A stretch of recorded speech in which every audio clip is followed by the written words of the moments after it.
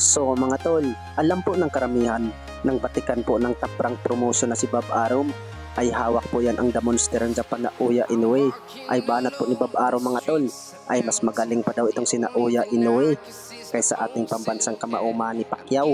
Nandyan na daw lahat ni Naoya Inoue, ang lakas at bilis, at ipinapakita pa daw ni Naoya Inoue mga tol na sobra talagang lakas ni Naoya Inoue pag maglaban na sa ibabaw ng lona. Bukod dyan ay banat po ng karamihan mga tol ay ganyan daw si Bob Arum.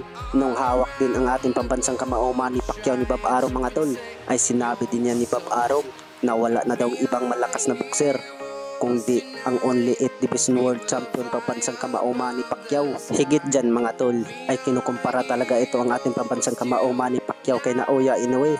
Sa tingin ko mga tol ay mas malakas po ang ating pambansang kamao Manny Pacquiao dahil sa pinapakita niya mga tol na achievement. 8 Division World Champion po yan mga tol, at si Naoya Inoue ay 4 Division World Champion pa lang yun. Bukod dyan ay marami talagang pinapatulog po sa ating pambansang kamao Manny Pacquiao na makukunat na boxer kagaya na lang ng 6 Division World Champion Oscar De La Hoya, Juan Manuel Marquez, Antonio Barrera, Eric Morales at marami pang iba.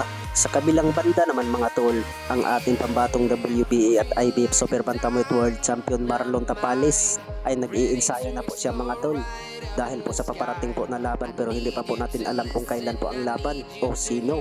At may napakomment po sa live niya mga tol na gusto daw ang labanan niya itong si Janren Casimero. Ay sumagot naman itong si Marlon Tapales mga tol na i-promote mo, lalabanan natin.